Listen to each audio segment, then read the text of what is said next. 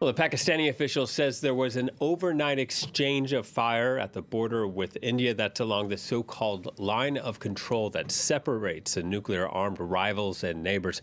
Earlier this week, militants shot dead at least 26 tourists in the Indian-administered Kashmir. That marked the deadliest attack since 2019. A previously unknown group called Kashmir Resistance has claimed responsibility. This Friday, India's army chief visiting the site of the attack. India and Pakistan have already fought two wars over Kashmir. Joining me on the set is our foreign editor, Philip Turle. Hello to you. Philip, what's the latest concerning the investigation, and how bad is the situation right now between India and Pakistan? I think that we're in a situation where this could all spiral out of control pretty quickly. We've had an exchange of fire today between the two sides. As you said, the Indian Army chief is travelling to Pakistan today to try to bring some calm to the situation. You can see Kashmir on the map here.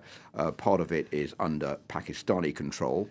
That is the Muslim majority area. Then you have the Hindu part of India, Pakistan as well. There's also part under Chinese Kashmir, but the two regions of Kashmir that are separately under control from Pakistan and India have been at loggerheads for years over total control of that area.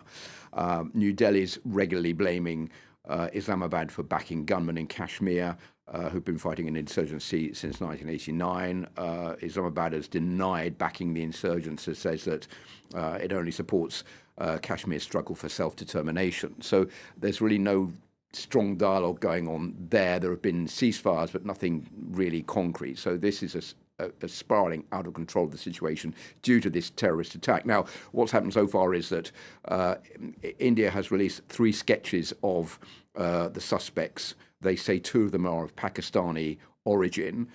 They've issued a reward of 2 million rupees, that's about 20,000 euros, for information leading to their arrest. And they've also arrested, in the meantime, about 1,500 suspects whom they say are members of terrorist groups and who could eventually lead them to the members of this group, the Kashmir Resistance, who are responsible for the killing of these 26 tourists.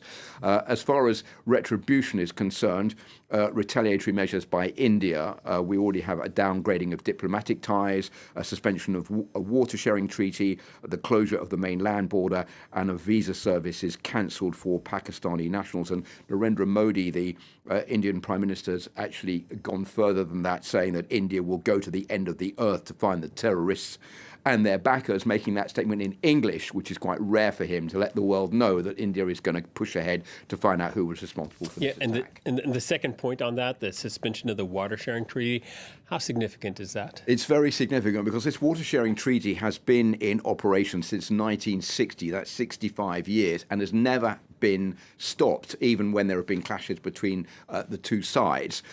It was mediated by the World Bank. It splits the Indus River between both countries and regulates the sharing of water. Why is that important? It's important because it's been one of the most successful water sharing agreements in the world today, and it allows Pakistan to obtain water downstream from 6 different rivers which are dependent on the Indus River, which is why they're worried now, and they're issuing warnings to India saying you should not interrupt this water sharing agreement because it could lead to drought in Pakistan, or India could flood Pakistan.